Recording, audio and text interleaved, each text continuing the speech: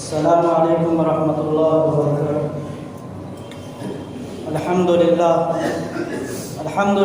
نحمده ونستعینه ونستغفره ونؤمن به ونتوکل علیہ ونعوذ باللہ من شرور انفسنا ومن سیئات اعمالنا من يهده الله فلا مضل له ومن يضلل فلا هادي له ونشهد ان لا اله الا الله وحده لا شريك له ونشهد ان سيدنا ومولانا محمدا عبده ورسوله صلى الله عليه وعلى آله وأصحابه وأزواجه وذرياته وأهل بيته أجمعين وبارك وسلم تسليما كثيرا كثيرا أما بعد فيا أيها الناس أما بعد قال الله تبارك وتعالى في كلامه المجيد أعوذ بالله من الشيطان الرجيم بسم الله الرحمن الرحيم واتقوا يوما لا تجزي نفس عن نفس شيئا ولا يقبل منها شفاعة ولا يؤخذ منها عدل ولا هم ينصرون أو كما قال الله تبارك وتعالى صدق الله العلي العظيم وصدق رسوله النبي الكريم۔ محترم بزرگوں، اللہ رب العزت کا سب سے پہلے احسان کہ اللہ رب العزت نے ہمیں اور آپ کو وقت مقررہ پر مسجد آنے کی توفیق عطا فرمائی۔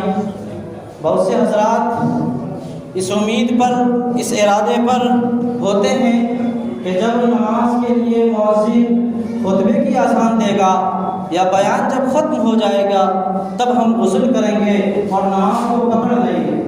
حالانکہ ہونا تو یہ چاہیے تھا قرآن کریم کے مطابق کہ قرآن کریم میں اللہ رب العزت نے فرمایا یا ایھا الذین آمنوا اذا نودی للصلاۃ من یوم الجمعہ فاسعوا الی ذکر اللہ وذروا البیع۔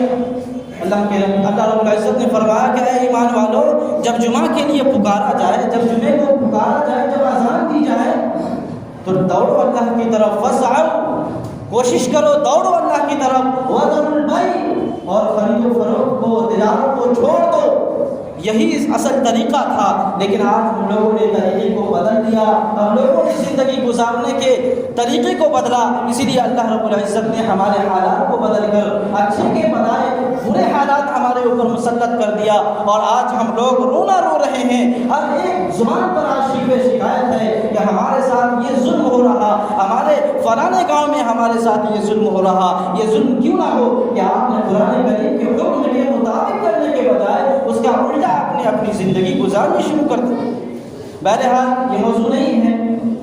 سب سے پہلے میں آپ سے گزارش کروں گا اوپر والے حضرات سے کہ اوپر سے کئی بار ہر ہفتے یہ شکایت آتی ہے کہ بچے تو بچے، بڑے جو ان کے چچے ہیں وہ لوگ بھی آپس میں پورے ہفتے کی بات گزاری، اور کہاں الیکشن ہوا، کہاں کون جیتا، اور کہاں کس سے کہاں پہ میچ ہونی ہے، یہ تمام پورے ہفتے کی کارگزاری اور پورے ہفتے کی میٹنگ آج اس جمعے کو اور افضلہ مسجد کو اس کو انتخاب کیا جاتا ہے۔ اور اوپر میں تمام بڑے حضرات کی شکایت آئی ہے کہ وہ لوگ بیٹھ کے آپس میں بہت شور غوغا کرتے ہیں، اور بچے تو بچے وہ خود سنتے بھی نہیں اور دوسروں کو سننا بھی نہیں دیتے۔ اس لیے آپ سے بڑے ادب و احترام کے ساتھ میں آپ سے گزارش کروں گا کہ آپ تمام حضرات اللہ اور اللہ کے رسول کی بات کو غور سے سنیں، اور نہ سنیں تو پہلے آپ نیند کی گولی لے کر آپ بیٹھے رہیں، لیکن ہلہ نہ کریں۔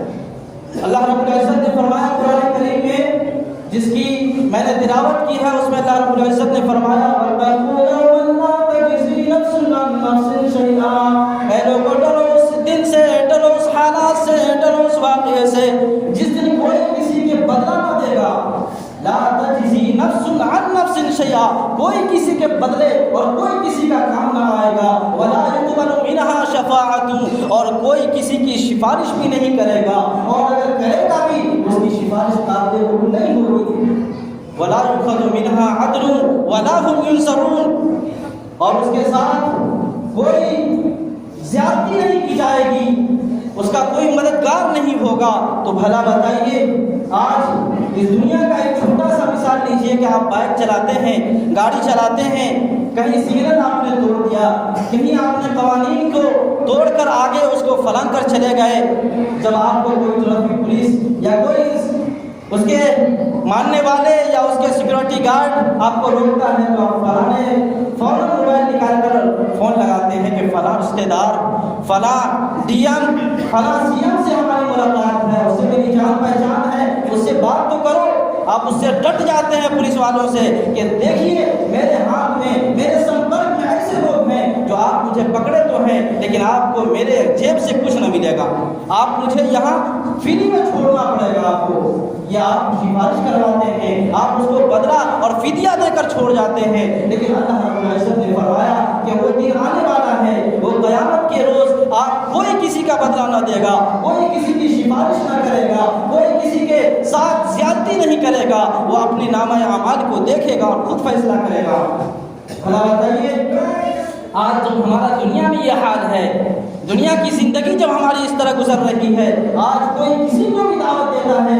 ابھی گزشتہ ہفتہ ہمارے استاد حضرت مفتی مجاہد الاسلام صاحب نے کہا تھا کہ ہر انسان اپنے اندر داعیہ مزاج پیدا کرے، ہر انسان اپنے اندر داعیہ مزاج پیدا کرے۔ کوئی رکشہ چلانے والا ہے، کوئی ٹیمپو چلانے والا ہے، ہر انسان اپنے اپنے میدان میں دعوت کا کام انجام دے۔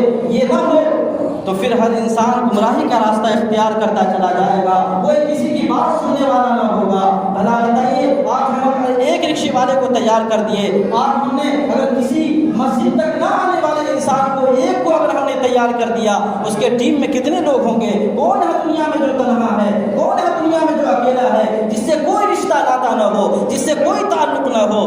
میرے بھائیوں آج دنیا میں ہر ایک انسان ایک دوسرے سے جڑا ہوا ہے۔ آپ ایک کو تبلیغ کریں، آپ ایک کو دعوت دیں، وہ آگے دعوت دے گا، اس طرح دعوت کا نظام چلتا رہے گا۔ لیکن جب ہم نے دعوت دینا چھوڑ دیا، جب ہم نے تبلیغ کرنا چھوڑ دیا، جب ہم اپنے اندر داعیہ مزاج پیدا کرنے کے بجائے پیسہ کمانے والا مزاج پیدا کر لیا اور تجارت کرنے والا، ایک دنیا کمانے والا، آخرت کو بھول جانے والا جب ہم نے مزاج پیدا کر لیا تو بھلا بتائیے دعوت دینے والا کون بچے گا؟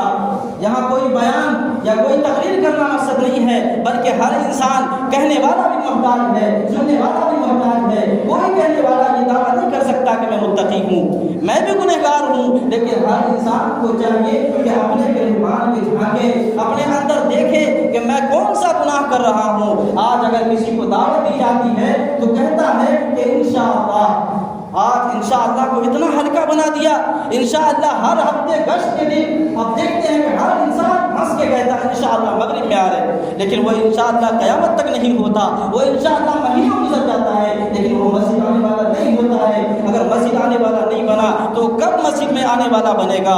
ابھی کل کا واقعہ ہے، ہر انسان کہتا ہے کل کل کل، یہ کل کی رٹ ہم نے لگا لی ہے۔ میرے ایک دوست نے کل فون کیا، یہاں آنکھوں سے آنسو جاری ہو گیا۔ میرے دوست نے کہا کہ بھلا بتائیے میری شادی ابھی 2 سال پہلے ہوئی تھی، میرے 2 بچے ہیں، ایک چھوٹا سا بچہ ہے جو گود میں ہے، لیکن افسوس کی بات یہ ہے کہ میری بیوی گزر چکی ہے، میری آنکھوں نے میرے کلیجے پھٹ چکے تھے۔ بھلا بتائیے میرا ساتھی 23 یا 24 سال کا تھا، اس کی اہلیہ انتقال کر گئی، وہ جوانی، وہ کون چاہتا ہے کہ جوانی میں جائے؟ آج ہم لوگوں کا مزاج بن چکا ہے کہ جب بوڑھا ہوں گے، بچے سے جوان ہوں گے، جوانی سے بوڑھا ہوں گے، تب جا کر مریں گے۔ اسی لیے آج ہر انسان دھوکے میں ہے، کہتا ہے کل آؤں گا، کل نمازیں پڑھوں گا، کل جو ہے اچھی باتیں بتاؤں گا، کل خیرات کروں گا، لیکن بھلا بتائیے آج آپ اپنی گارنٹی دیں کہ کل آپ زندہ رہیں گے؟ کیا کریں آپ مسجدوں کو آباد کیوں نہیں کرتے؟ اپنی مسجدوں کو کیوں ویران چھوڑ دیا؟ جب ہماری مسجدوں پر کوئی حملہ کرتا ہے ہم شکوے کرتے ہیں کہ ہماری مسجدوں پر کوئی کسی نے پتھر بازی کی ہے، کیوں نہ کرے پتھر بازی؟ آپ نے اس کی حفاظت چھوڑ دی، آپ نے اس کی نگہداشت کرنا چھوڑ دیا، آپ نے اس کو آباد کرنا چھوڑ دیا، اس پہ پتھر بازی نہ ہو تو اور کیا ہو؟ میرے بھائیوں اپنے گھر کا انسان خود حفاظت کرتا ہے۔ اگر آپ اپنے گھروں میں تالا لگا دیں، آپ کہیں چلے جائیں، اس میں رہنا چھوڑ دیں، اس میں شیطانوں کا پسینہ ہوگا، اس میں جب گھاس اور پودے اگ جائیں گے اسے کوئی دیکھنے والا نہ ہوگا، لیکن اس میں دیکھنے والا تب ہوگا جب آپ اس گھر میں رہیں گے، اس کو صاف کریں گے، اس کو جو ہے جھاڑو پوچھا لگائیں گے، وہ گھر چمکتا ہوا ہوگا۔ اسی طرح آپ جب تک مسجد نہیں آئیں گے، اپنے دلوں کو صاف نہیں کریں گے، وہ دل صاف کون کرے گا؟ آپ کہتے ہیں اللہ ہدایت دے گا، اللہ ہدایت اس وقت تک نہیں دے گا۔ قرآن کریم میں نقشہ یوں کھینچا گیا، ان اللہ لا یغیرون بقوم حتی یغیروا ما بانفسہم، اللہ رب العزت کا ارشاد ہے کہ اللہ رب العزت کسی کے حالات کو اس وقت تک نہیں بدلتا جب تک وہ خود نہ چاہے کہ میرے حالات بدل جائیں، جب تک وہ خود مسجد آنے کی کوشش نہ کرے۔ اللہ کیا اسے گودی میں اٹھا کر پہنچائے گا؟ اللہ کیا دعوت دینے والے اسے گودی میں لا کر مسجد لائے گا؟ نہیں، بلکہ کوشش آپ کو کرنا پڑے گا۔ حافظ ابن عساکر رحمۃ اللہ علیہ لکھتے ہیں کہ ایک انسان تھا، اسے مسجد سے بڑی لگاؤ تھی، اسے مسجد سے بڑا محبت تھا، وہ مسجد آنا جانا ایسا لگتا تھا کہ اس کا اصلی وطن اور اصلی گھر اس کا مسجد ہے۔ لیکن یہ سلسلہ چلتا رہا، ایک لڑکی اس پر عاشق ہو گئی، ایک لڑکی اس پر فدا ہو گئی۔ وہ لڑکی ایک دن گزرتا گیا، دن گزرتے گئے، اس پر ڈانٹے ڈالتی رہی، وہ نوجوان اس پر فدا نہ ہوا۔ لیکن ایک دن وہ آیا جب وہ نوجوان کے دلوں میں محبت جاگ اٹھی، وہ نوجوان بھی اس سے محبت کرنے لگا۔ لیکن جب لڑکی نے اسے بدکاری کی دعوت دی، وہ لڑکا قبول کر لیا، وہ انسان قبول کر لیا، ٹھیک ہے بدکاری کروں گا، چلو کمرے میں گئے۔ اچانک جب بدکاری کرنے سے پہلے اللہ رب العزت نے اسے جھٹکا دیا۔ اللہ رب العزت کی وہ آیت، قرآن کریم کی وہ آیت یاد آئی، ان الذین اتقوا اذا مسهم طائف من الشیطان تذکروا فاذا هم مبصرون۔ اللہ رب العزت فرماتے ہیں کہ جب بھی کوئی انسان متقی ہوتا ہے، جب بھی کوئی پرہیزگار انسان ہوتا ہے اور اس کو شیطان کے ایک گروہ نے اگر برائی پر آمادہ کرتا ہے، اللہ رب العزت اسے جھٹکا دیتا ہے، اس کی وہ آیتیں وہ بری نظر اچھائی میں بدل جاتی ہے اور اس کو صحیح نظر، صحیح راستہ اختیار کرنا نظر آ جاتا ہے۔ فوراً یہ آیت نظر آئی، آیت یاد آئی، وہ بے ہوش ہو گیا، وہ غش کھا کر گر پڑا، کچھ دیر کے بعد پھر ہوش میں آیا، پھر وہ آیت یاد آئی، پھر غش کھا کر گر گیا۔ کہنے کی بات یہ ہے کہ جو لوگ ایمان والے ہوتے ہیں، جو متقی ہوتے ہیں، وہ اگر اس کے دل میں گناہوں کی طرف مائل ہونے کا دل کرتا ہے، گناہوں کی طرف جانے کا ارادہ ہوتا ہے، فوراً قرآن کریم کی آیت اس کے دل و دماغ میں، ریشے ریشے میں، ذہن و دماغ میں گھومنے لگتا ہے۔ ارے انسان کہاں جا رہے ہو؟ تیرے رب نے تو یہ حکم دیا تھا، تو کدھر جا رہا ہے؟ قرآن کریم میں فرمایا تھا ان الشیطان لکم عدو مبین، یہ شیطان تو تمہارے کھلے ہوئے دشمن ہے، تم کس کے راستے پر چل رہے ہو؟ لیکن بھلا بتائیے آج ہم لوگوں کا دل کس طرح ہمارا آمادہ ہو جاتا ہے کہ ہر گناہ میں صبح سے لے کر شام تک گناہوں میں ملوث ہیں، پھر بھی اپنے آپ کو پاک اور صاف سمجھتے ہیں، پھر بھی جنت کے مستحق قرار پاتے ہیں، پھر بھی جنت کو پانے والا اور جنت کا مستحق بناتے ہیں۔ تھوڑا سا تبلیغ میں چلے گئے، تھوڑا سا قرآن کریم کا ترجمہ ہم نے پڑھ لیا، ہم نے اپنے آپ کو علامہ اور اپنے آپ کو مفتی کہنے لگے اور یہ سمجھنے لگے کہ جنت تو ہمارے لیے بنی ہے۔ نہیں، جنت اتنی سستی سودا نہیں ہے کہ جنت ہر کوئی مل جائے، جنت یوں ہی نہیں ملا کرتا۔ حضرت عمر رضی اللہ عنہ کا جب وصال کا وقت آیا، جب موت کا وقت آیا، حضرت عمر رضی اللہ عنہ اپنے بیٹے عبداللہ کے گود میں سر رکھ کے لیٹے ہوئے تھے۔ حضرت عمر نے کہا بیٹا مجھے زمین پر لٹا دو۔ عبداللہ نے کہا نہیں ابا جان، آپ کا سر، آج آپ کا آخری وقت ہے، میں چاہتا ہوں میری گود میں آپ کی جان نکلے۔ حضرت عمر نے پھٹکارا، اے لڑکے میں کیا کہہ رہا ہوں، سن نہیں رہے ہو؟ میرے گردن کو، میرے سر کو زمین پہ رکھو۔ چنانچہ عبداللہ ابن عمر نے اپنے باپ کے سر کو زمین پر رکھ دیا۔ اب کیا دیکھتے ہیں کہ عمر اپنے سر کو، اپنے پیشانی کو زمین سے لپٹ رہے ہیں، زمین میں رگڑ رہے ہیں اور فرما رہے ہیں وَيْلٌ لَكَ يَا عُمَرْ إِن لَّمْ يَغْفِرْ لَكَ رَبُّكَ۔